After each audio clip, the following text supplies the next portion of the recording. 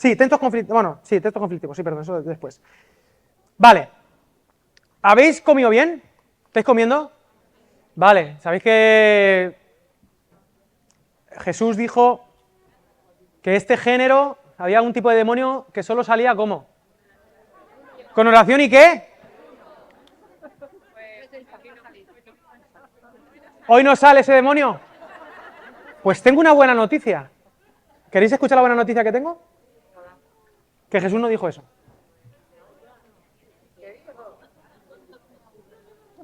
En los mejores manuscritos dice, este género solo sale con oración. La palabra ayuno es un añadido y, oh sorpresa, yo sé que la Biblia es la palabra de Dios, pero no todo lo que está en este documento es necesariamente lo que nosotros llamamos Biblia. Por ejemplo, los capítulos, los versículos, los títulos que hemos puesto, las divisiones y algunas cosas que llamamos interpolaciones. Así que tengo una buena noticia, la palabra ayuno después de eso es una interpolación. No es cierto que cuando uno ayuna tiene más poder para expulsar demonios. Salud. Ahora, sí es cierto que si dejas de comer, ese demonio... Hay otras interpolaciones. Por ejemplo, Marcos, cuando en el capítulo 16 habla de las mujeres y el versículo 8 termina, hay 4 añadidos, 4 finales canónicos. Si tenéis una Biblia de estudio, veréis que a partir del versículo 9, vuestras Biblias de estudios dirán, esto no está en los mejores manuscritos. Hay otra interpolación muy bonita, que está en primera de Juan 5:7. Esto es porque estáis comiendo, esto no tiene nada que ver. 5:7, que dice, 3 son los que dan testimonio en el cielo, 3 son los que dan testimonio... O sea, es una fórmula sospechosamente trinitaria, que es tardía, finales del siglo II o demás, ¿vale? Yo creo en un Dios trino, pero eso, un copista, eso se explica de una manera muy clara.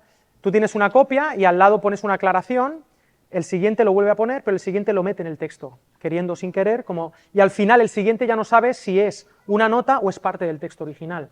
Esto, las ciencias bíblicas han demostrado en varios lugares que este fenómeno se ha dado, ¿vale? Esto es así, no pasa nada, de hecho, es muy bonito.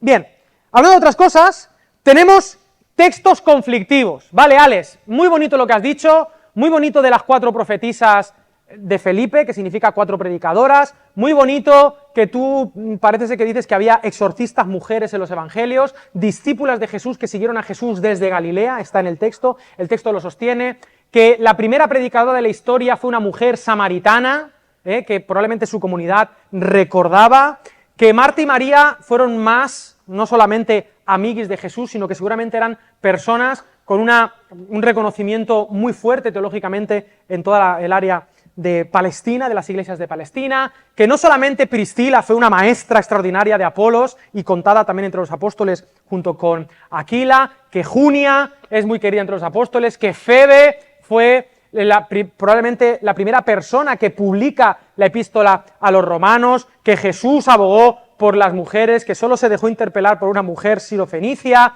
que yo qué sé, vale, todo está muy bien, Alex, pero ¿y qué hacemos con los textos de las epístolas, que dicen que nos callemos? Porque claro, ¿qué me he encontrado yo? Yo me he encontrado varias estrategias. Una, así lo dice el Señor y así lo hago. Y entonces yo, callada en contextos, porque claro, ¿qué es la iglesia? Claro, la iglesia, si lo entendemos como la reunión del domingo, entonces dice, vale, yo aquí sí, pero ¿la escuela dominical es iglesia o no? Sí es iglesia. Y ahí sí que dejamos que la mujer predique. ¿Los campamentos de verano son iglesia o no son iglesia? Son iglesia, por supuestísimo. Y las mujeres ahí predican. Te lo pongo peor. Yo no soy misionero, en el sentido de que a mí no me han perseguido, una vez en Cuba, pero me lo tomé de risa. Yo no soy misionero, pero he estado en muchos sitios donde he conocido misioneros de verdad. Y me he equivocado, sobre todo misioneras de verdad. En la iglesia de los márgenes, las que están allí predicando son mujeres y matrimonios. ¿En dónde? En cualquier lugar de iglesias perseguidas.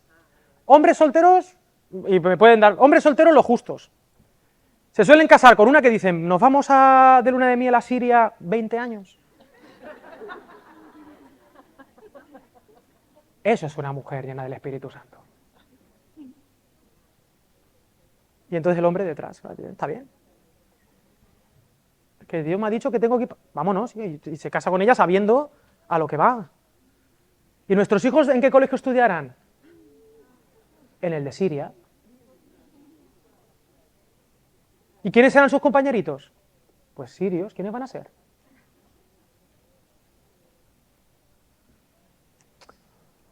Claro, allí hay mujeres y allí predican y la mujer calla. ¿Y qué hago? ¿Callo? ¿Y qué hago? ¿Los bautizo callados? Pues hay mujeres en Irak bautizando a un montón de peña. Tengo amigos que están allí, que están bautizando. Y dices, no, si es mi mujer, yo estoy aquí, un argentino casado con una iraquí, y su mujer iraquí bautizando, abriendo iglesias. O sea, ¿y qué haces con esa señora? Le dices, no, Dios te ha dicho que no lo hagas. Que te calles. Te ha dicho el Espíritu Santo que este milagro lo has hecho, pero está mal. Claro, nena, o sea, es que entramos en contradicciones. O sea, la gente se convierte por tu palabra, pero estás pecando.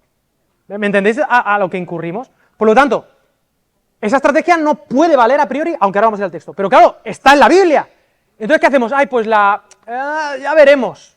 Y esto puede ser un peligro, porque entonces te puedes ir al otro extremo y puedes devaluar la palabra de Dios como tal, y tú puedes decir, esto sí y esto no. De acuerdo a la época que yo estoy viviendo. Ahora estamos viviendo en esta época, por lo tanto, no. Pero mañana saldrán otras cosas y entonces eso tampoco, y eso tampoco, y al final terminaremos por creer lo que nos dé la gana de la Biblia. Y en ese sentido entonces estaríamos perdidas. Porque entonces estaríamos perdidas a nuestra opinión, a nuestro sesgo cultural de ese momento, que puede ser bueno, puede ser malo, o regular, o como en todos los casos, contaminado. Y entonces perdemos el ancla moral, nuestro libro, y Jesús de Nazaret interpretándolo como nuestra norma de fe y conducta. Por lo tanto, a mí por lo menos yo no me siento a gusto ni con una cosa ni con otra, porque como Iglesia Valentia somos una iglesia que queremos ser bíblicos. ¿Ok? Así que vamos a empezar por el texto conflictivo más fácil. Ir a buscar. Me río yo porque mira, me da la risa. 1 Corintios 11. Vale, yo creo que en esta iglesia no tenemos el problema del velo, ¿sí o no? Aquí no, pero hay iglesias. ¿Alguien ha ido a iglesias con el tema del velito? ¿Puede levantar la mano quien se quiera salvar? Vale. El velo. Bueno, 1 Corintios 11. Os invito 5 minutos a que leáis el texto y digáis. La pregunta es esta. ¿Alguien ha entendido algo? Esa es la pregunta. Leerlo, 16 versículos. Del 1 al 16 de 1 Corintios. Es interesante que este tema solo se habla a la iglesia de Corinto. Desaparece del mapa, pero no solamente de las epístolas, digamos, canónicas que están en la Biblia, sino, sabéis, hay otras epístolas que no están en la Biblia, pero este tema no se habla. Clemente, Policarpo, etcétera, otros, y en ninguna otra carta se habla del tema del velo. ¿Hablamos del contexto de Corinto? Corinto es la peor iglesia de la historia. La funda Pablo. En Corinto es una ciudad depravadísima, es la ciudad más depravada del Imperio Romano. La fundan unos años antes de que Pablo llegue allí, no muchos, 100 años, no recuerdo, estoy hablando de memoria, la fundan esclavos mayoritariamente. Una ciudad que está, para los que tenéis algo de idea de geografía, en el istmo de Corinto. Un istmo es cuando en una península cierra y entonces hay una zona muy cerquita entre mar y mar. Entonces, el mar Mediterráneo, hay esta península de Acaya, donde está, la península de Acaya es la parte sur de Grecia, la península de Acaya se cierra en el istmo de Corinto. Eso hace que los barcos que vienen de Oriente y quieren ir a Roma o a Tarsis, pueden pegar una vuelta que flipas por debajo de Grecia, o ir en línea recta, ir a un puerto de Corinto, descargar, llevar la mercancía a Corinto, llevar la mercancía de Corinto al otro puerto y desde allí ir en línea recta. También hacían que el propio barco le ponían ruedas y pasaban. Una ciudad de paso, ¿habéis ido a las ciudades del norte de México, frontera con Estados Unidos? Tijuana. Aquí tenemos una mexicana que sabe de lo que estoy hablando. Esas ciudades, de paso, allí pasa de todo. Pasa de todo. Hoy en día, el Istmo de Corinto, hay un canal, el canal de Corinto, y ahora ya los barcos pasan directamente por ahí, como el canal de Suez, como el canal de Panamá, pero en aquella época había que descargar, y aquello era una ciudad pirata. Además, una ciudad donde había, sabéis que hay distintos dioses, ídolos, y había pues la cultura griega, y la diosa de Corinto era la diosa Afrodita. Y os he dicho que lo raro era que hubiera profetas hombres, no profetisas. Y hay un término muy bonito, que es el término hieródulas, que es el término de sacerdotisas que de alguna manera tenían rituales con las personas, hombres o mujeres, que implicaban su cuerpo, de tal manera que había prostitución sagrada. Y en Corinto había 1000 hieródulas.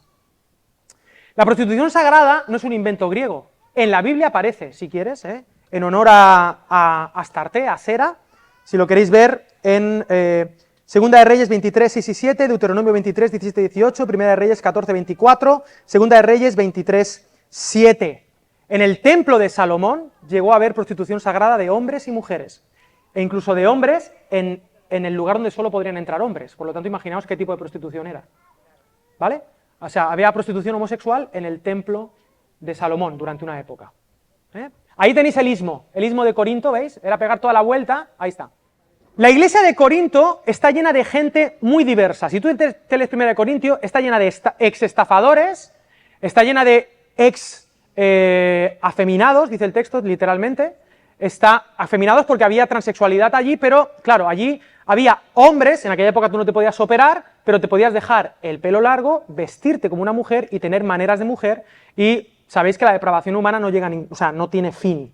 Entonces, cuando ya no te conformas con una manera de prostitución, buscas otras maneras de prostitución. Entonces había hombres que se convertían en mujeres para prostituirse. ¿Vale? Ok. Las mujeres que se prostituían, hieródulas, para identificar que eran sacerdotisas, se rapaban la cabeza. Vale. Además, hay un montón de problemas, hay un montón de idolatría, y Pablo, Chloe, ahí dice Chloe es una de las responsables de la iglesia en Corinto, y envía a nivel de urgencia una comitiva para hablar con Pablo. Los de Chloe, ¿os suena esto? Los de Chloe van y le dicen a Pablo, Pablo, está pasando esto en la iglesia. Número 1, se está la gente emborrachando en la Santa Cena. Número 2, los ricos llegan antes, comen, y cuando vienen los pobres del campo ya no hay que comer, y eso no es tomar dignamente la cena del Señor, porque no están esperándose los unos a los otros. Número 3, no sabemos si la carne que estamos comiendo es sacrificada a los ídolos o no. Número 4, la gente se está poniendo allí a hablar en lenguas, a hacer glosolalia, que está bien, la glosolalia, hablar en lenguas, pero no es algo único del cristianismo. La glosolalia se practica en el Islam, se practica en las religiones mistéricas, se practica en Persia, se practica en Turquía. La glosolalia es una experiencia humana, también divina, pero es humana, la glosolalia, como la adoración, como la oración, y es algo que como pentecostal creo, pero no es único del cristianismo. La glosolalia es un fenómeno humano. Y hay mujeres que están dándole glosolalia. Y también como problema, hay mujeres que están predicando sin el velo. Y hay mujeres que están predicando o profetizando, porque es la misma palabra, profetizar es predicar, te lo voy a demostrar aquí, y tienen la cabeza rapada. No sé si vais pillando para dónde va el tiro. Hay un montón de problemas. Además, pasan cosas. Hay uno que se ha divorciado y que está con la madrastra. Y están a punto de llegar a un juicio legal entre hermanos. Y además, hay unos que dicen que tú eres el mejor predicador. Otros que dicen que el mejor predicador es Apolos.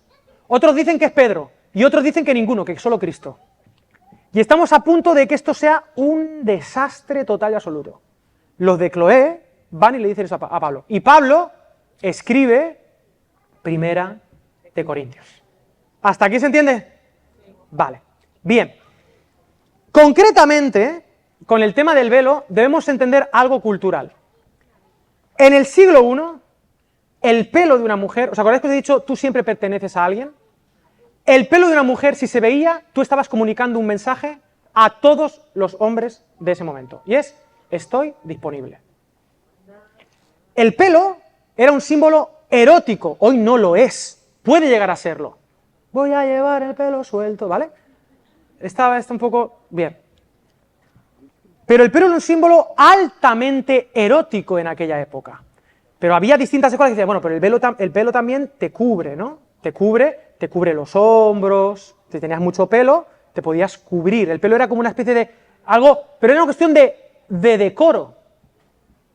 Y en aquella época, lo normal era que la mujer oriental, cuando saliera de casa, se ponía el velo. La mujer casada. Además, hay distintas teorías. Si eras prostituta, te rapabas, o algunos dicen que si veías que era una cuestión de prostitución sagrada, te rapabas, y si no, no. Hay distintas teorías.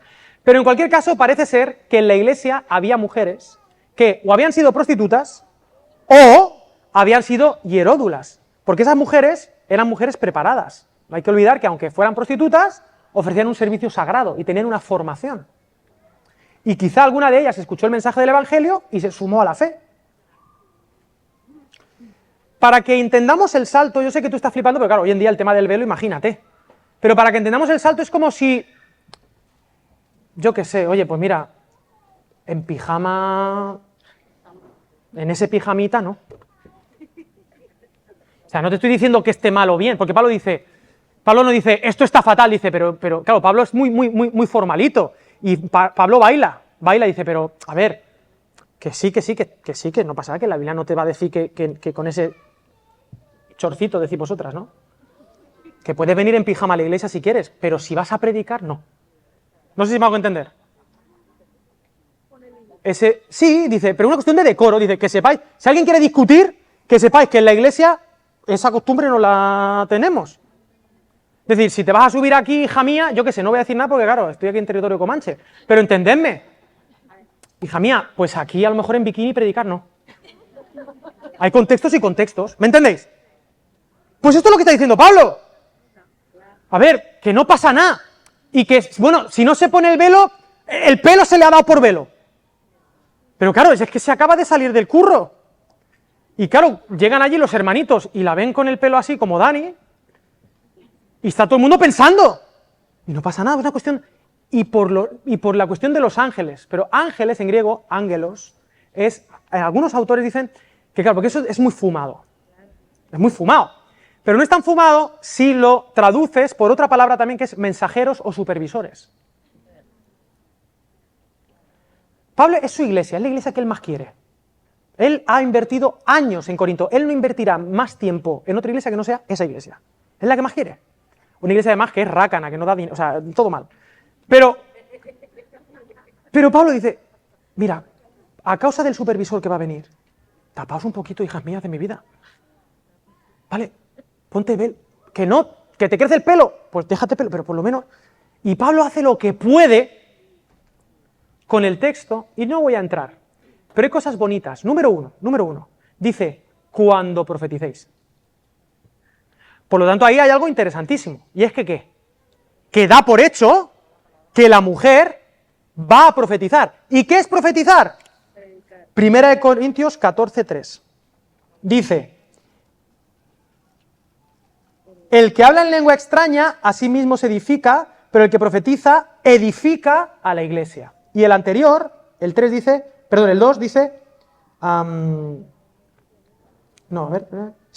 el 3, pero el que profetiza habla a los hombres, ántropos, hombres y mujeres, para edificación, exhortación y consolación. La profecía en el Nuevo Testamento no distingue entre si adivino el futuro o no, sino en dar palabra de Dios que edifica, que consuela, que exhorta, es decir, que moviliza a la iglesia. Y esto lo hacían mujeres. Pablo no está diciendo en 1 Corintios 11, Pablo no está diciendo que no profeticen, que no prediquen. Está diciendo, cuando prediquen, que lo hagan de manera decorosa. Ese sería el gran resumen. Y además, donde a veces vemos un problema, cuando habla de la cabeza, del baile, de la cabeza del varón, de la cabeza de Cristo, de king, que pum, que pam, que no voy a entrar en el término griego, cefale y todo eso, yo no me peleo con eso, pero si alguno se pelea, a pelearos. Pero el punto bonito es cuando dice la reciprocidad. ¿Quién me ha preguntado la reciprocidad? Esta chica, muy bien. La reciprocidad. En ningún texto del siglo I hay reciprocidad entre hombres y mujeres. El hombre es el dueño y es el que tiene que hacer las cosas y se acabó. Los padres son los dueños de los hijos y no tienen responsabilidades. Los maridos son dueños de sus mujeres y no tienen responsabilidades. Los amos son los dueños de sus esclavos y no tienen responsabilidades, excepto en la Biblia. En la Biblia, Pedro, genera reciprocidad. Al hombre, esta es tu responsabilidad. A la mujer, esta es tu responsabilidad. Al esclavo, esta es tu responsabilidad. Al amo, esta es tu responsabilidad. A los hijos, esta es tu responsabilidad. A los padres, esta es tu responsabilidad. En un giro teológico extraordinario, Pablo, sin desmerecer el Génesis, justamente dice, la mujer viene del hombre, pero el hombre viene de la mujer, y están hechos a imagen de Dios en un vínculo de amor, porque como Dios es amor, donde Padre, Hijo y Espíritu Santo, que son iguales, pero son lógicamente diferentes, y por lo tanto, paradójicamente, incomparables. Y estamos hechos a imagen de la Trinidad. Y entonces él genera un baile paradójico extraordinario donde dice, hey, juguemos. Ya está. Y lo atribuye a una cuestión cultural. Y podría seguir, si queréis tengo aquí algunas notas bonitas. ¿Por qué solo en Corinto? Afrodita, las mujeres en el templo, las cabezas rapadas. Ahora bien, ¿alguien puede leer el versículo 34 y 35 de ese mismo? Bueno, preguntas hasta aquí, preguntas. No, es que ahora vamos ya, ahora viene ya la parte... Porque esto del velo al final lo tenemos medio superado. Pero hay preguntas en torno a esto, preguntas. Sí, es muy bonito ese versículo, ¿no? Dice, el hombre no es sin la mujer, y eso es verdad. Pero también es verdad que la mujer no es sin el varón, eso también es verdad. No somos mujeres sin hombres, no somos hombres sin mujeres. Eso es muy bonito. Pero no sé por qué nos genera cierto... No sé por qué, pero es verdad. Yo no soy hombre, yo no puedo saber qué es ser un hombre hasta que no me comparo con una mujer. No existe esa... Mi masculinidad depende de lo que no es mi masculinidad. La feminidad. Representada en ella, en la mujer. Que no solo es femenina, pero representa lo eterno femenino. Y el hombre representa lo eterno masculino. Y no pasa nada. No pasa nada. Es un baile hermoso de 1 Corintios. Bien, preguntas hasta aquí, preguntas porque ahora ya viene lo picante. Ahora ya igual alguna se me va a poner nerviosa. Por muchas razones. ¿Está claro lo del velo? ¿Alguien va a venir mañana con velo? Porque ha tenido carga de conciencia. Ostras, yo tengo que llevar velo. Porque mi pelo es muy sexy. Está bien. Hermana, una cosita. ¿De qué se trata esto? Esto se trata del amor al prójimo. ¿Esto se trata? O sea, hay que ser mujer amando al prójimo. Y esto implica muchas cosas muy bonitas. Porque hay maneras de amar al prójimo cuando es una mujer y maneras de amar al prójimo cuando es un hombre. Cuidando, es que hay muchos factores ahí, y yo también. Yo tengo que amar a la mujer y tengo que amar al hombre. Y para amar hay que tener en cuenta al otro. No la conciencia mía. La Biblia trasciende tu conciencia y te dice, sé fiel a la conciencia del otro. Tenlo en cuenta al otro. Vive para el otro. Vive para el otro. El varón no debe cubrirse la cabeza, pues él es imagen y gloria de Dios, pero la mujer es gloria del varón, pues el varón no procede de la mujer, sino la mujer del varón. El hombre, según el relato de Génesis 2, refleja la gloria de Dios. ¿Qué es la gloria de Dios? Te pregunto. Bueno, y según el Génesis capítulo 2, la mujer es engendrada ¿desde dónde? ¿De dónde es engendrada? de la esencia del hombre. Este texto dice que el hombre tiene en esencia, perdón, que el hombre refleja la esencia de Dios y que la mujer refleja la esencia del varón. Yo eso no sé lo que significa, pero es lo que dice el texto. Vamos a ver, el texto continúa hablando, pero si quieres nos sentamos ahí. Hay un texto muy bonito, por ejemplo, cuando, claro que esto es peor, pero es que no es el tema, pero te lo suelto. Cuando Pedro habla acerca de la relación entre hombre y mujer, es muy interesante que dice, como ideal, deberíamos ser como Abraham y Sara. Que Abraham le decía a Sara, mi gloria, y Sara le decía a Abraham, mi señor. Eso dice Pedro, como ideal. Hoy en día lo hacemos al revés, hoy en día todos los hombres decimos mi señora, ninguna mujer dice mi señor. Pero es interesante, por lo menos rescato el primero, ¿no? Abraham llama a su mujer, tú eres mi gloria. Lo que más voy a cuidar, lo que más voy a... Tú vas a ser, lo que la gente vea, lo mejor de mí, vas a ser tú. Es lo que está diciendo Abraham. Y lo que cuando Dios crea a Adán, le está diciendo a la creación, lo que la creación va a ver mejor de mí, vas a ser tú. En ese sentido, hoy en día es así. Y será así eternamente. No es el tema, pero será así eternamente. La gloria de Dios en el cielo es un hombre, XY, llamado Jesús de Nazaret. Y todas nosotras somos su novia.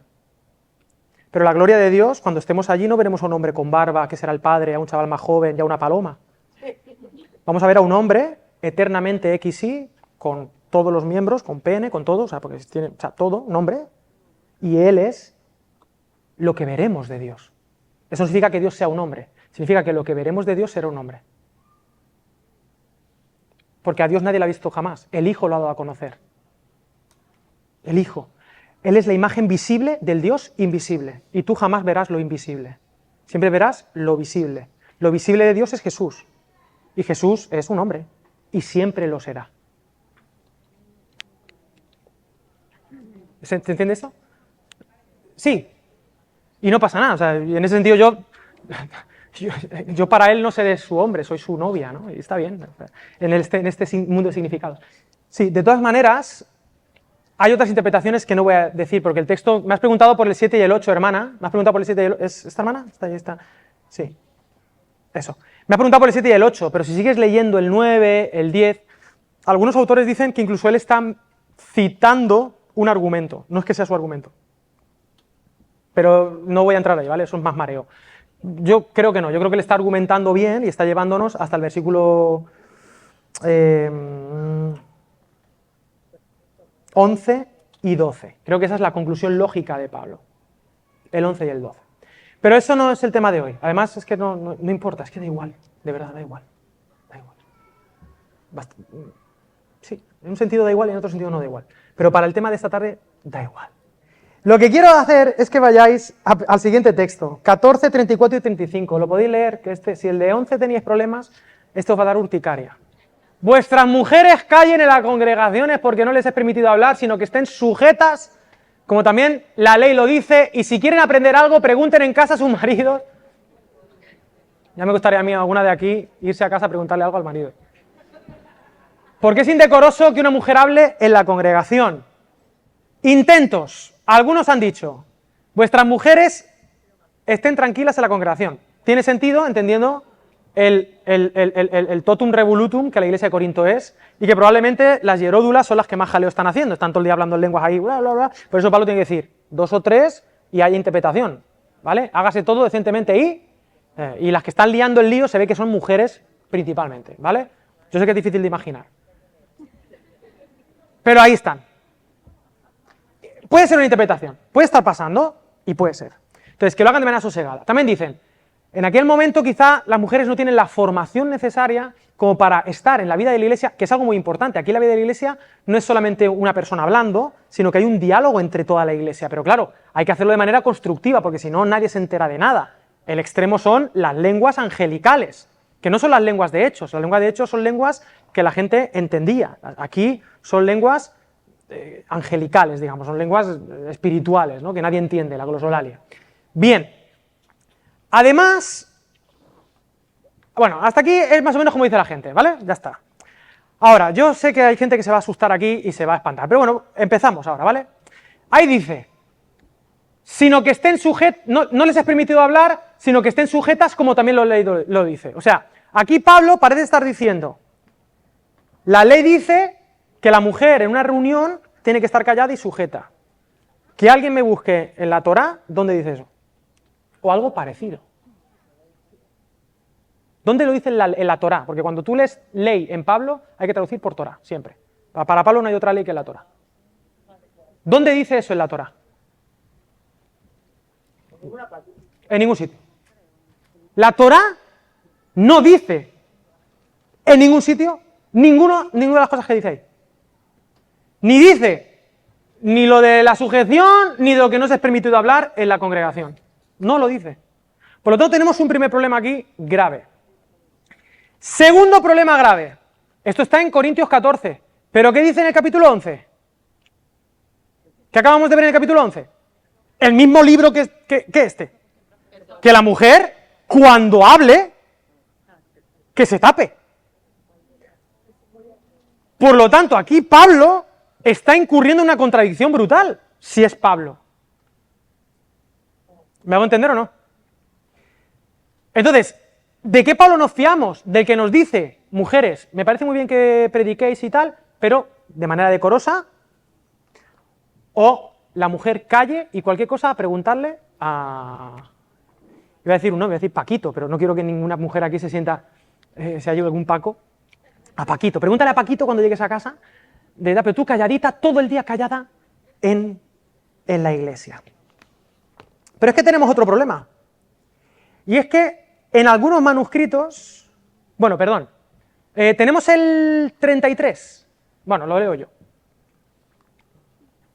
El 33 del capítulo 14 dice, pues Dios no es Dios de confusión, sino de paz. ¿Lo tenéis ahí? Y luego dice, después del párrafo, como en todas las iglesias de los santos, vuestras mujeres callen en las congregaciones, ¿sí o no? ¿Eso está en tu Biblia así? Vale, eso no está bien. Porque la última frase, como en todas las iglesias de los santos, pertenece al versículo 33 y al párrafo anterior. No es el principio del siguiente párrafo, sino que es el final del párrafo anterior. Habría que leerlo así. Versículo 32. Los espíritus de los profetas están sujetos a los profetas, pues Dios no es Dios de confusión, sino de paz, como en todas las iglesias de los santos. Y luego otra cosa. ¿Vale? Hay un punto, pero en griego no hay puntos, ni comas, ni nada. Eso lo hemos puesto nosotros. Pero es que hay un problema más grave, y aquí es donde quedamos tal. Es que en algunos manuscritos, ponme el versículo, no quiero ver el logo de Valencia. En algunos manuscritos, el versículo 34 y 35 están en el 34 y 35, y en otros manuscritos están después del versículo 40. De tal manera que hay manuscritos que hay que leerlo así. Los espíritus de los profetas están sujetos a los profetas, pues Dios no es Dios de confusión sino de paz, como en todas las iglesias de los santos. ¿Acaso ha salido de vosotros la palabra de Dios? ¿O solo a vosotros ha llegado? Si alguno se cree profeta o espiritual, reconozca que lo que os escribo son mandamientos del Señor, pero si alguien lo ignora, que lo ignore. Así que, hermanos, procurad profetizar y no impidáis el hablar en lenguas, pero hágase todo decentemente y con orden. Vuestras mujeres callen en las congregaciones, porque no les es permitido hablar, sino que deben estar sujetas, como también la ley lo dice. Y si quieren aprender algo, pregunten en casa de sus maridos, porque es indecoroso que una mujer hable en la congregación. ¿Cómo se escribió esto? ¿En qué leo? ¿En qué ley? Ah, no, en ninguna. En la Torá no lo dice. Pero habéis visto que, son dos sitios diferentes, pero en las dos se encaja más o menos, ¿no? Vale. ¿A qué conclusiones han llegado los teólogos más importantes del siglo XX y del siglo XXI? ¿A qué ley? Bueno, hay una ley que sí lo dice, pero no está en la Torá, está en el Talmud. El Talmud se desarrolló finales del siglo I, principios del II. ¿Os acordáis de con oración y ayuno?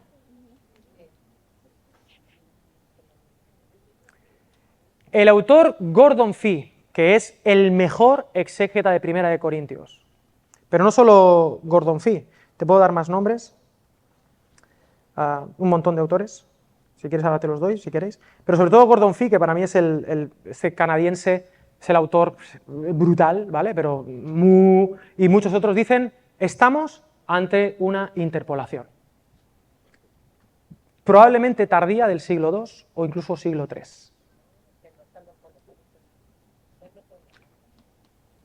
O sea que lo podéis poner entre paréntesis en vuestras Biblias, como los finales de Marcos 16, y ya.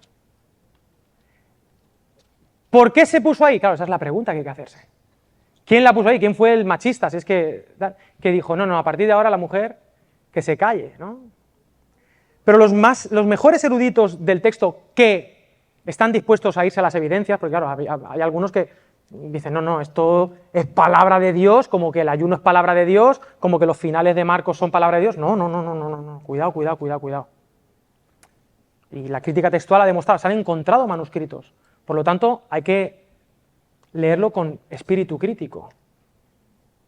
Es una interpolación. Hans Colsenmann también. Y la ley de la que está hablando aquí no es la Torá, es el Talmud. Y el Talmud no se conoce hasta el siglo II, cuando se genera ya el judaísmo que conocemos hoy, que es el judaísmo de los fariseos. Bueno, vamos a dejar esto. ¿Te lo puedes creer o no, vale? Don't worry, be happy. Pero es que dices, bueno, Alex, ojalá fuera así, ¿no? Pensáis. Ojalá fuera así. Pero ¿y qué hacemos con el otro texto? 1 Timoteo 2, del 11 al 15. ¿Lo tenemos? Una pregunta. Sí. No, 34 y 35. El texto habría que leerlo, si es verdad lo que yo digo, no tiene por qué. Dice, pues Dios no es Dios de confusión, sino de paz, como en todas las iglesias de los santos. ¿Acaso ha salido de vosotros la palabra de Dios, o solo a vosotros ha llegado? Si alguno se cree profeta o espiritual, taca. Y el texto fluye hasta mejor. Para mí fluye hasta mejor, yo personalmente. Además, no tengo el tiempo, pero los que han visto el estilo y la pluma de Pablo se dan cuenta que está utilizando palabras diferentes que Pablo no usa en ningún otro sitio. De hecho, hay varios hapax legómena. ¿Sabéis lo que es un hapax legómena? Un hapax legómena es una palabra que solo aparece una vez en toda la Biblia. Y dices, epa, esta palabra es importantísima, esto es una persona. Pues aquí hay hapax legómena para parar un tren. Y dices, un momento, aquí ha pasado algo con Pablo. De repente Pablo habla de otra manera, ¿no? Tiene palabras que no sabíamos que tenía Pablo en su bagaje, ¿no? Ok, 1 Timoteo 2, vamos ahí, ¿lo tenéis? Lo tenemos aquí, ¿no? La mujer aprende en silencio, también dicen, sosegada, con toda sujeción, porque no permito a la mujer enseñar ni ejercer dominio sobre el hombre, sino estar en silencio, porque Adán fue formado primero, después Eva, y Adán no fue engañado, sino que la mujer, siendo engañada, incurrió en transgresión, pero se salvará engendrando hijos, si permaneciere en fe, amor y santificación como de Estia. Si el de antes lo generaba urticaria, este me molesta a mí, como hombre. ¿Sabes por qué? Porque os está dando a vosotras dos maneras de salvaros, y una yo no puedo. Porque qué fácil sería. ¿Quieres ser salva? Ten hijos. Qué fácil, ¿no? Así es muy fácil. Pues sí, más fácil que morir en la cruz. ¿Cómo te acepta el Señor? Teniendo hijos. Ya está. No. Eso es una herejía. Eso es una herejía. Y ya pueden los teólogos pegarle toda la vuelta que sea, que eso es una segunda manera de ir al cielo. Y eso es una herejía como un piano. Ya puedes poetizarlo, ya puedes tal, porque además la alternativa es peor. ¿Y qué pasa con la que no puede tener hijos? Es peor. O sea, es que perdóname los argentinos, por donde lo cojas, esto está mal. Tenéis que acostumbraros. Por donde lo cojas, esto está mal. O sea, esto no puede ser. Además, no tengo el tiempo, pero sospechosamente su estructura se parece mucho a la de 1 Corintios 14.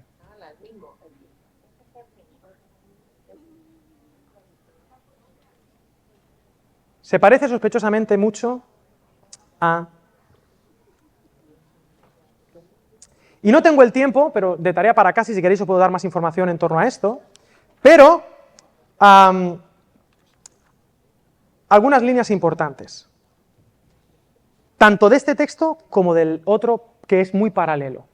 También tiene hapax legómena, por ejemplo, cuando habla, no permito con toda sujeción allí ni ejercer dominio sobre el hombre, esa palabra. Bueno, algunas ideas. Vosotros sabéis que los padres de la Iglesia, en el principios del siglo II, mencionan pasajes de la Biblia, ¿vale? Mencionan textos.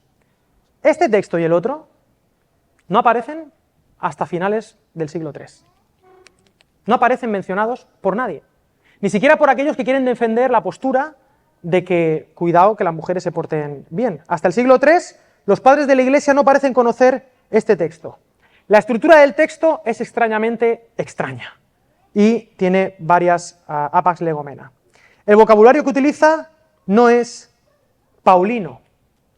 Y además, os puedo dar algún dato interesante.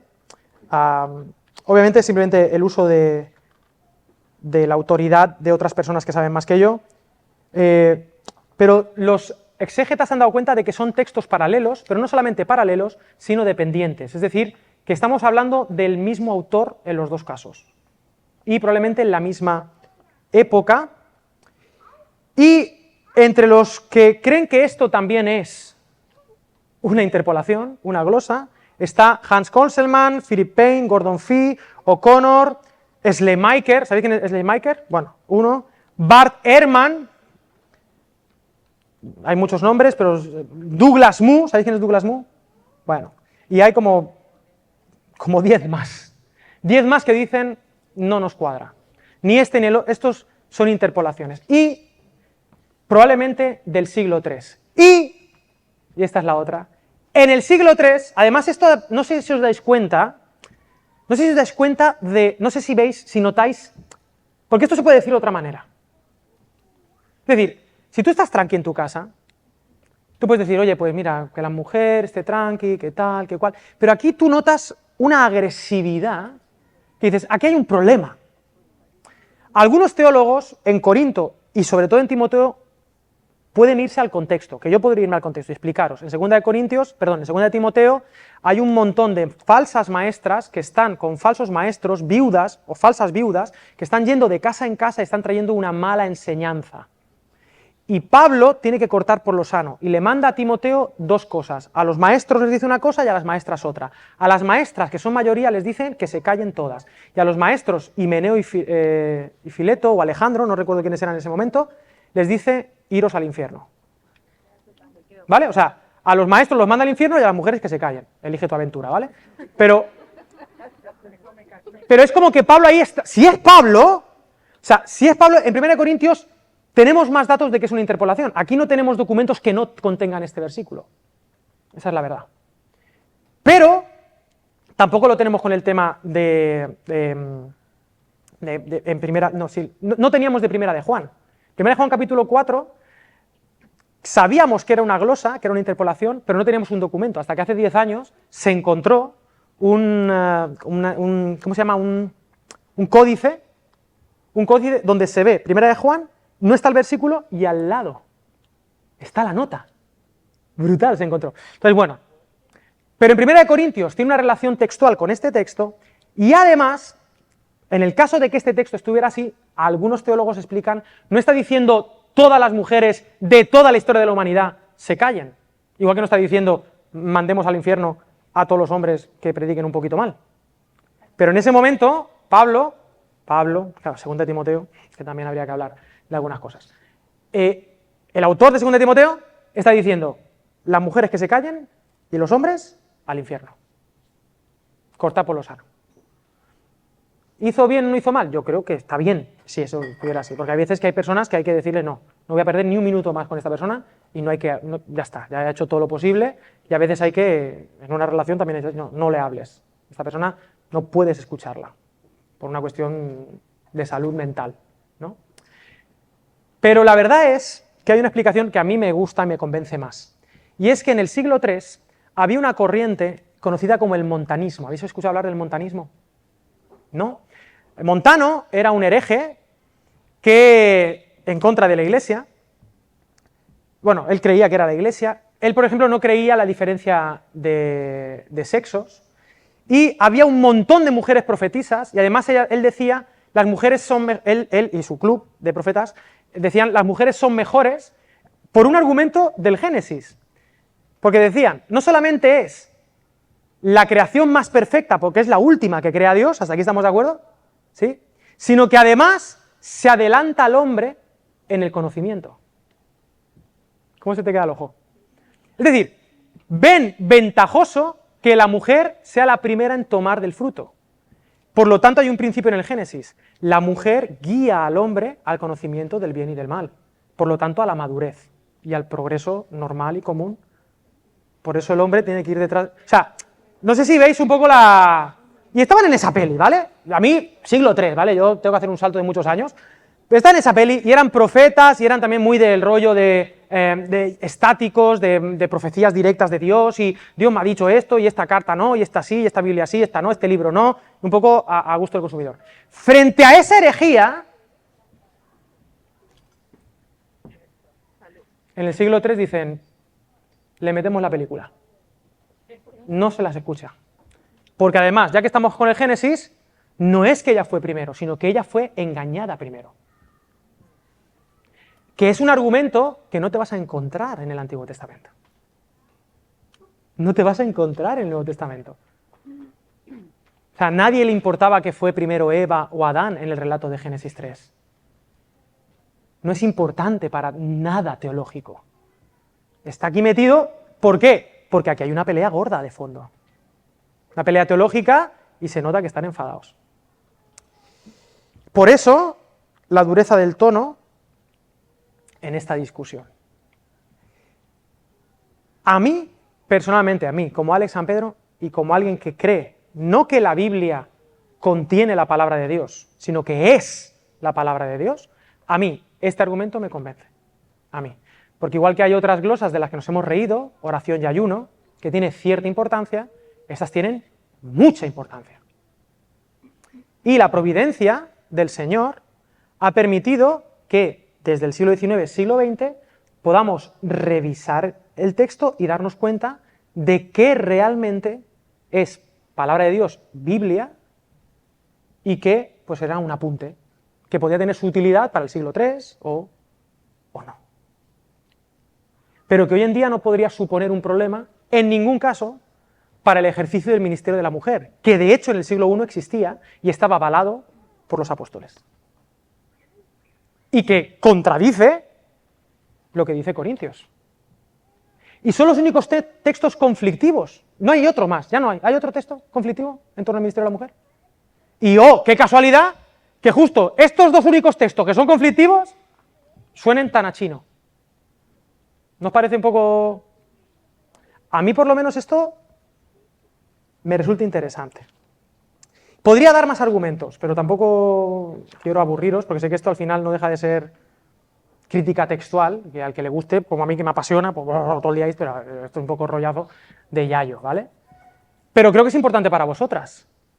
Porque claro, si no, ¿qué es lo que haces con este texto? Tienes que meterle cabriolas y hacer así, decir, bueno, yo predico a pesar de que esto está en la Biblia. Y a pesar de creer que esto es un principio universal. Y no. Y con 1 Corintios 14 peor, porque en el mismo texto te dice dos cosas contradictorias, que hables y que te calles. ¿Entendéis? Entonces, claro. Y ya está, y no pasa nada. Y el corpus de la Biblia, incluso el corpus paulino de las epístolas de Pablo, motivan a las mujeres. Os he dado Romanos 16, Lidia, o sea, Febe, Priscila, o sea, no concuerda con el carácter de Pablo, ni de Jesús en los evangelios. Es que es lo único que suena extraño, es que además es raro, y es que además es herético. O sea, es que me venga cualquier... Claro, es que engendrando hijos, sí permaneció, o sea, es que encima... Bueno, preguntas hasta aquí con el sosiego y la paz del Señor, que la mujer aprenda sosegadamente, dicen algunas traducciones. Preguntas de estos dos textos conflictivos, 3 si sumamos 1 Corintios 11, o hay algo que se me está escapando, algún texto que de repente aparece. Bueno, claro, es que así es como iba a terminar, pero claro, esto se contradice con Joel 2, y vuestros hijos y vuestras hijas, ¿qué? Profetizarán. Y vuestros siervos y vuestras siervas, ahora lo veremos, lo tengo después. O sea, estaría en contra del cumplimiento de la profecía que se cumple en Hechos. O sea, tú imagínate la historia, ¿vale? Ahora, esto es lo menos, porque quizá algunos está preguntando, si quizá nunca te has enfrentado al tema de las glosas, igual estás diciendo, ¡ah, Dios mío, me están descuartizando la Biblia! No. Estos son hermanos en la fe, creyentes, que se han ido estamos hablando de Gordon Fee, es que, bueno, buscarlo, googlearlo a ese hombre, Dios bendito. O sea, es gente temerosa de Dios, pero que se han dado cuenta de que aquí hay un problema teológico, pero es que además, textualmente, tenemos las herramientas para seguir creyendo que la Biblia es la palabra de Dios, pero que aquí pasan cosas. Pasan cosas y no pasa nada. Porque si además este texto es verdad, no permito a la mujer enseñar ni ejercer dominio sobre el hombre, sino estar en silencio. O sea, tú imagínate. Porque es que además aquí el contexto se podría extrapolar fuera de la iglesia. O sea, aquí el contexto nos podríamos ir incluso más allá de la institución y hablar del hogar. ¿Vale? Imagínate, porque claro, esto es un principio, este principio es un principio creacional. Está apelando a la creación, no está apelando a cualquier cosa baladí, este autor, ¿no? Preguntas, comentarios, necesito. Bueno, si llegamos al convencimiento, obviamente cada uno y cada una, obviamente no podemos ir en contra de nuestra conciencia, pero si esto te trae luz y paz en cuanto a que tú puedes ser fiel al texto bíblico y a la interpretación que hace Jesús del texto bíblico, compartiendo la palabra, para mí, saber que esto es una glosa, a mí me daría mucha paz como mujer. Y me da mucha paz como hombre, empoderando a mujeres, enviándolas a predicar. Porque yo también como pastor podría estar diciendo, es que yo estoy liándola mucho, o sea, estoy yendo en contra, no de cualquiera, de Pablo, ¿sabes? De la Biblia. O sea, yo estoy yendo en contra de la Biblia por mandar a las mujeres a predicar. O a que sean maestras de escuela dominical y que ejerzan dominio sobre niños, o adolescentes, o que vayan a campamentos, o enviándolas a misión a predicar a no creyentes, porque cómo va una mujer... Claro, yo me sentiría mal, y vosotras más, ¿no? Os afecta en primera persona. Obviamente, el saber esto tendría que abrir nuestros ojos y también darnos algo muy importante, porque yo esto aquí no estoy yo para deciros, ¡ay, qué bonitas las chicas! ¿Veis cómo el Señor os quiere mucho? Aquí estoy para deciros, no tenéis excusa para ir a la misión. No tenéis ninguna excusa para ser buenas mujeres, como mujer, esposas, igual que nosotros tenemos que ser buenos maridos, madres, pero sobre todo, hijas de Dios, que tienen una misión que cumplir sin excusas y sin límites. Sin límites. Eso es lo que yo quiero. O sea, yo a nivel de, como pastor egoísta, lo que espero de vosotras es que tiréis del carro de Valencia. Y que empoderéis a los hombres también. Que con el ejemplo digan, pues yo también, ¿sabes? Y que digan, pues yo, que esta es otra. ¿Tiene sentido? ¿Sí? Pregunta, y daros seguridad en el amor del Señor. Porque os va a traer más calma. Una persona segura es una persona menos beligerante. Es una persona que no está a la defensiva. Una persona segura del amor, segura de quién es delante de Dios, no entra en... Una mujer de Dios. Una mujer de Dios es una mujer de Dios. Es diferente. Es una actitud. Y hay una humildad que solo Dios nos da. Y hay una paz y una visión de la vida que solo Dios da. Y a veces estos textos han hecho... A veces no. Estos textos siempre han hecho mucho daño. Que el Señor ha permitido que estén ahí, sí, pero bueno. Ahora ha permitido que no. ¿Me hago entender? Sin saltarnos ningún tipo de norma espiritual, ni nada de eso. Que eso es lo importante para mí también. Porque si el Señor lo dice, o sea, si el Jesús viene mañana y nos dice, hey, que a partir de ahora, un año las mujeres sin decir nada, bueno, vale. O los hombres un año callados, vale. Ha dicho el Señor, por algo lo dirá. Mi Señor, ya está. Pero es que no, resulta que no, ¿vale? Resulta que no. ¿Preguntas, comentarios? Sí, es que además, si no incurriríamos en muchos... O sea, para mí la mujer samaritana es paradigmático. O sea, la mujer samaritana va a Sicar y le predica a los hombres, dice literalmente el texto, a los hombres. Es la predicadora y dice, ya no creemos solamente por la palabra tuya, sino porque Él mismo. Y además es la única ocasión, que yo sepa de los evangelios, puedo estar equivocado, donde hay tal avivamiento que Jesús tiene que quedarse varios días en un pueblo. La única vez.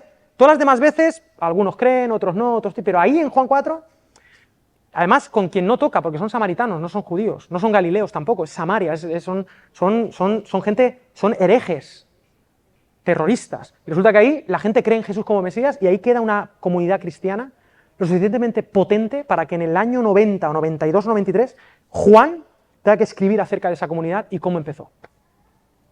Entonces, si la mujer tiene que callar, estaríamos incurriendo en que Jesús mismo permitió que una mujer, o sea, es que causa muchos problemas estos textos, muchísimos, ¿no? Preguntas. ¿Qué pasa? Bueno, se está grabando, por eso está Filipina ahí, con una cámara, pero esto es mea culpa, yo quería que las mujeres lo escucharan primero. Porque me parece, y además quería decirlo yo, pero no por nada, sino no por ser Ale San Pedro, sino por ser el pastor de Valencia. En Valencia, oficialmente, hubo una reunión con las mujeres donde se dijo, no solamente pueden predicar, sino que o predican o Valencia se muere. ¿Entiendes lo que te quiero decir? O sea, o predicamos o no hay misión. Porque hoy en día, para bien y para mal, necesitamos voces de mujeres verdaderamente empoderadas que le digan al mundo qué es ser mujer. Una mujer verdadera. Y una mujer verdadera es básicamente una mujer que no peca.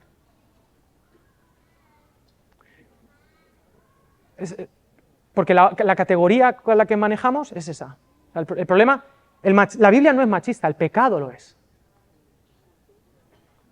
El problema de este mundo es el pecado, que se manifiesta, entre otras cosas, con machismo y con muchas cosas. Y con manipulación, y con victimismo, y con violencia, en fin, el pecado muta, pero al final es el pecado. Y hay que decirle al mundo, desde la voz femenina, una mujer verdadera es una mujer santa. De hecho, quería irme hacia allí y está bien. Ahora, yo estoy grabando esto y me ha interesado mucho que lo grabaran en audio, en vídeo, porque sé que hay hombres que estaban interesados. De hecho, aquí está, bueno, de momento está mi pater, y Javier Piquer y Dagnaldo, que son los hombres aquí. Bueno, y claro, la que está rapada, que tiene ya que ponerse el velito. Pero sí, yo quería que fueran primero, pero obviamente esto quiero que los hombres también lo sepan. Y no pasa nada. Pero primero vosotras, y además desde el cariñito, porque cuidado, el conocimiento envanece, pero el amor edifica. Es decir, esto hay que ir con suavecito, suavecito. Y no sé si hay más preguntas, pero voy a dejar como todavía queda un rato. ¿Estáis bien, chicas? ¿Puedo seguir un momento, un rato? Porque esto se ha puesto como... Una pregunta, sí. Nada. Ay, perdón. Es al hilo de esto que las mujeres se dice que no pueden ser nada en parte. Yo tampoco me voy a poner en modo nazi, ¿vale? Porque mira, la historia es la historia. Y nosotros no lo hubiéramos hecho mejor. Y hay realidades también, no solamente sociales, sino biológicas, en el sentido de naturales, de la naturaleza, sin el desarrollo de nuevas tecnologías, donde en algunas áreas la mujer juega en desventaja. Por una cuestión de periodos, de embarazos, de muchas cosas. Y yo sí creo que el pecado aprovechó esas circunstancias para que cada uno se columpiara como bien le diera la gana. ¿Vale? Pero sí, este es el otro argumento, ¿no? Y a título personal, eso no quita que yo no crea en el baile de lo que la Biblia enseña en torno al matrimonio. Y para mí es perfectamente compatible. Para mí, a mi juicio. De hecho, creo que es la mejor manera de ser hombre, de ser mujer y de bendecir a los demás. Y de empoderar a otros. No tiene nada que ver en cuanto al ministerio y en cuanto a la misión de Dios. Que tiene que ver también con las familias. Hay misión en en fin. Ejemplos históricos. Queridos, ¿sabéis quién es? Queridas, ¿qué queridos? María Dentier. Bueno, os cuento la historia de María Dentier. María Dentier, no tenemos foto de ella, pero tenemos textos de ella. Una teóloga del siglo... Hay muchas mujeres teólogas. Una teóloga del siglo XV, era monja. No, esta no es.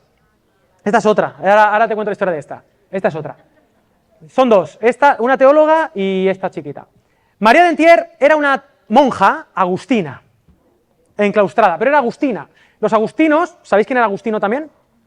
Martín Lutero. Eran gente muy de la Biblia, estudiaban mucho el Nuevo Testamento, y esta mujer escuchó los aires de la Reforma y, estudiando el texto bíblico, te voy a hacer corta la historia, se convierte, sale del convento, se casa con otro teólogo y está súper bien, tienen hijos y tal, y ella es una escritora, tiene una pluma extraordinaria, y empieza a encontrar lo que nosotros encontramos, ¿no? La liberación de la mujer, el texto bíblico, empieza a encontrar que la mujer tiene su lugar también, en fin, se junta con varios teólogos, se le muere el marido, se vuelve a casar con un maestro de hebreo, funda con el marido un internado para mujeres, de niñas, de chicas, para enseñarles y educarles un montón. Estamos hablando del siglo XVI, 1500, concretamente 1495, 1561, y fundan esta escuela interna donde enseña a las niñas griego y hebreo. O sea, está formando teólogas, porque el griego y el hebreo solo sirven para una cosa en el siglo XVI, para estudiar la Biblia, en las lenguas originales. Empieza a formar un montón de tal, y conoce a Calvino, a Farrell y tal, y es tan buena que la llaman a Ginebra. Sabéis que Ginebra se convierte en la ciudad protestante donde Juan Calvino allí gobierna y tal, pero sabéis que Juan Calvino, yo sé que hoy los calvinistas los tienen como súper idolatrados, pero bueno, el tío también mandó matar a Miguel Servet porque no creía del todo en la Trinidad y tal, pero bueno, como teólogo está muy bien, Calvino, pero escribía bien, pero es que esta mujer escribía muy bien. Y entonces decían, es que este marido, esta mujer, hay textos, hay cartas, donde se lee, cartas dirigidas a Calvino, es que es un calzonazo que esta la está, teológicamente, el de hebreo, que era bueno, esta lo tiene dopado, y domado. Compartió púlpito. Compartía. En la Reforma. Hoy en día los reformados no dejan que la mujer enseñe. Y terminaron, y ella hablaba, podéis buscar los textos, hay textos muy bonitos donde habla sobre la mujer, sobre el decoro, es muy interesante, pero claro, una mujer de su tiempo, siglo XVI, pero con una intuición teológica muy interesante, y finalmente le prohibieron la publicación de sus obras. ¿Vale? ¿Os gusta la historia?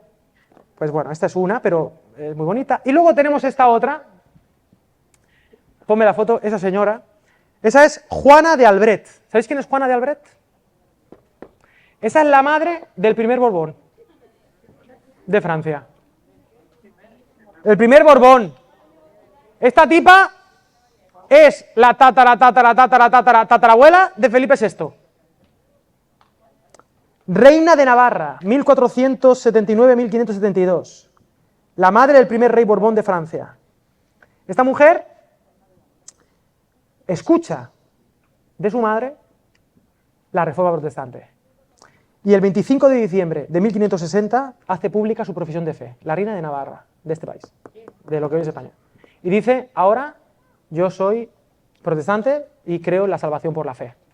Y en mi reino de Navarra, ahora hay libertad de religión. No impuso, dijo, sino aquí los católicos podrán seguir siendo católicos y los protestantes protestantes. O sea, trajo una tolerancia espectacular en su país, que era el reino de Navarra, país no, reino, todavía el concepto de país no existía, reino de Navarra, y esta señora fue la que trajo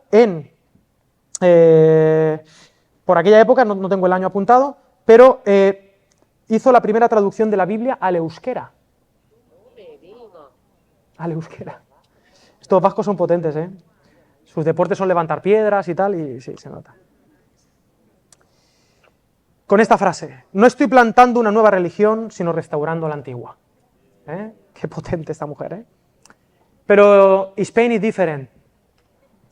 Y entonces en Francia, pues aquello, no sé qué, no sé cuántos, terminaron apagando el fuego protestante en España, la tildaron de mal, al hijo ya lo educaron en el catolicismo, hubo matanzas en aquella época en Francia por esto.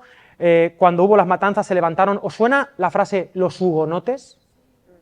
¿Algo? ¿Suena los hugonotes? Son que cuando se termina esta cuestión, los hugonotes protestantes se levantan en Francia, en contra de haber acabado con lo que esta mujer empezó. ¿Vale? Simplemente quería dejaros esta historia para que por poco, gracias a esta mujer, casi, España, si hubiera seguido el curso normal, con Casiodoro, que estuvo unos añitos después en el sur, haciendo la traducción, ¿verdad? ¿Os acordáis? Pero tuvo que huir a Ginebra para allí terminar la Biblia, ¿vale?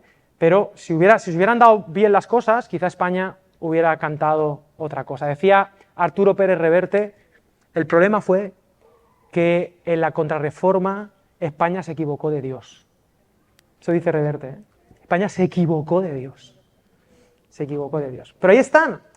También quiero deciros un par de peligros. Esa sí es la reina, ¿eh? Ahí la tenéis. Me recuerda a mi yaya, Paquita. Claro, cuidado, yo sé que hoy hemos aprendido muchas, espero que hayamos aprendido muchas cosas, pero esto no consiste en convertir una lucha de sexos ni de géneros, tampoco de cupos o números, ni de ser contestatarios, sino de tener un espíritu crítico desde nuestro Maestro Jesús de Nazaret y a seguir avanzando en nuestro conocimiento del Señor y seguir aprendiendo de Dios, y nos queda mucho por aprender. Sabiendo algo, la aptitud y el conocimiento que tenemos no está nunca por encima de nuestra actitud. La actitud. El saber algo más, lo que te suma es responsabilidad, no derecho. Esto es importantísimo. El saber algo más te suma responsabilidad. El ser un maestro de algo o una maestra de algo te da la responsabilidad para educar, transformar al otro, a la otra. Sabiendo que el conocimiento envanece, pero el amor edifica. Aquí estamos para edificar. Y yo sé que el Señor os va a dar la sabiduría necesaria para edificar. Esto fue lo que hicieron en el año 1848 el movimiento Seneca Falls. Dale, porfa. Ha hablado Lucía, ¿no?, acerca de algunos movimientos feministas. Este movimiento, Seneca Falls, aquí hay una escultura en honor a estas mujeres y hombres también, hubo hombres también, menos. Pero aquí en Nueva York, en un pueblo llamado Seneca Falls, a mediados del siglo XIX, unas mujeres, junto con hombres, te doy el dato concretamente, esto lo escribieron, hicieron un manifiesto, 68 mujeres y 32 hombres, llamado La Declaración de Sentimientos y Resoluciones de Seneca Falls, el 19 y 20 de julio. En aquella época obviamente las mujeres no podían votar, había una serie de cuestiones, y en Estados Unidos se juntan este grupo en una iglesia presbiteriana. Muchos de ellos, la gran mayoría, creyentes, protestantes, que basados en la palabra de Dios, y ahora os voy a leer algún texto para que lo veáis, dijeron: en el reino de Dios, en un sentido profundo, las mujeres deben votar. Entendedme el salto que acabo de hacer. Ellos comienzan esta declaración así: cuando en el desarrollo de la historia un sector de la humanidad se ve obligado a asumir una posición diferente de la que hasta entonces ha ocupado, pero justificada por las leyes de la naturaleza y del entorno que Dios le ha entregado, el respeto merecido por las opiniones humanas exige que se declare las causas que impulsan hacia tal empresa.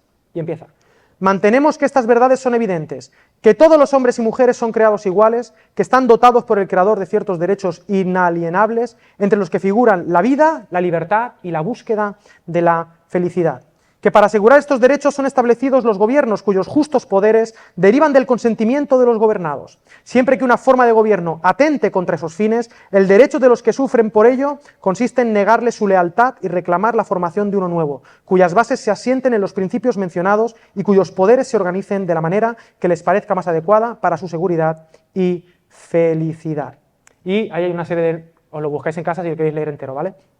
Pero hay una frase muy bonita que me encanta, que dice que en el caso de que esto no ocurra, en el caso de que la mujer no tenga que votar, y mañana hay que votar, ¿no? O sea, hoy es el día de reflexión, a reflexionar. Pero esto es importante, que en el caso de que no demos este derecho, esto ha usurpado las prerrogativas del propio Jehová, pretendiendo que tiene derecho a asignar a la mujer su esfera de acción propia sin tener en cuenta que este derecho pertenece a su propia conciencia y a su Dios. Esta declaración Seneca Falls, que hoy en día mucha gente la conoce como la primera declaración verdadera de derechos, el primer movimiento donde la mujer es de pleno derecho para que pueda votar, y así fue unos años después, lo que la gente ha olvidado es que es su trasfondo, ¿en qué está basado? En Génesis.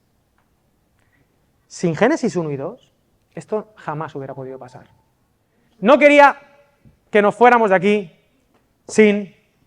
Claro, esta es la promesa, queridas. Esto fue lo que petó en Hechos 2, en Hechos 3, esto es lo que se cumple. La primera predicación de la historia, escuchadme, queridas, la primera predicación de la historia de la Iglesia, ¿cuál fue? ¿En qué texto se basó la primera predicación de la historia?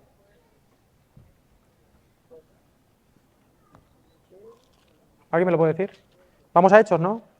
Hechos 2, viene el Espíritu Santo, troquitri, trocotro, trocotro. Y antes de decir tal, ¿tú sabes que un predicador qué es lo que hace? ¿Qué hago yo para predicar? Bueno, no lo hago, pero ¿qué debería hacer yo para predicar? Un buen predicador bíblico, ¿qué tiene que hacer lo primero? ¿Leer la Biblia? Leer un texto, señores, abran la Biblia por aquí, y aquí comienzo mi predicación. Pues bueno, la primera vez que eso pasó en la historia de la humanidad, el predicador Pedro dice, señores, abran la Biblia por Joel capítulo 2. Entonces todo el mundo abrió la Biblia por 2, ¿y qué leyó? En los postreros días, dice Dios, derramaré de mi espíritu sobre toda carne, y vuestros hijos y vuestras hijas profetizarán, vuestros jóvenes verán visiones, y vuestros ancianos soñarán sueños, y de cierto sobre mis siervos y sobre mis siervas en aquellos días derramaré de mi espíritu, y profetizarán, y daré prodigios arriba en el cielo, señales abajo, sangre, el sol se convertirá, y cuando termina, dice, israelitas, oíd estas palabras, Jesús Nazareno, varón, no sé qué, y se pone a predicar de la historia de Jesús. Pero el texto bíblico con el que se inaugura la vida de la Iglesia, la predicación de la Iglesia, es con este texto. Un texto donde la enseñanza central es que el Espíritu Santo va a empoderar a las personas. ¿Por qué? ¿Qué es lo que acaba de pasar antes de eso? El derramamiento del Espíritu Santo, y la primera a la frente.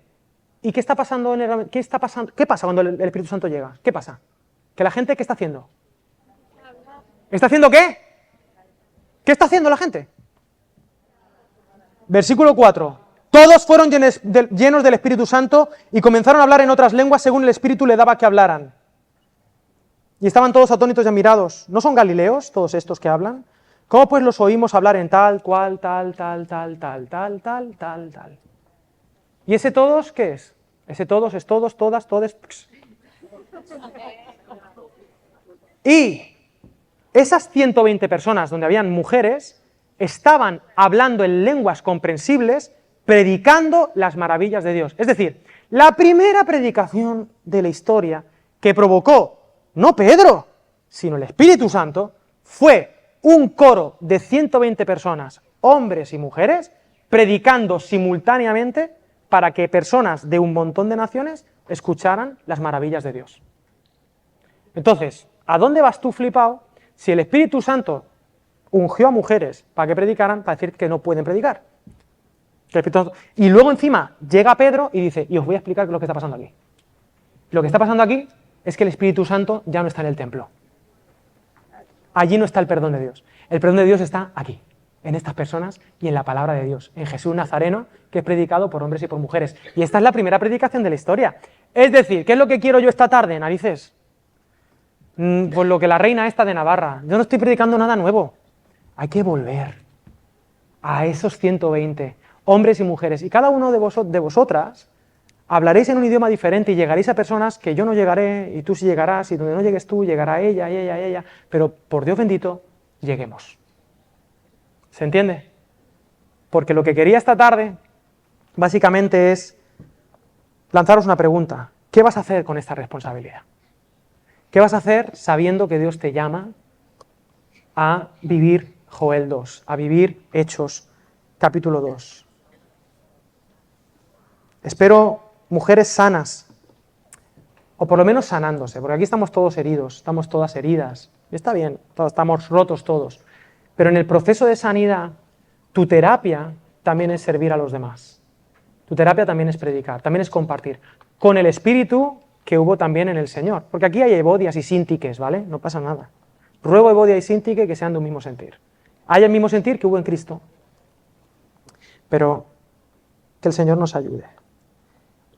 Que el Señor nos empodere, pero en el camino cristiano, que es un camino de servicio, es un camino de darte a los demás.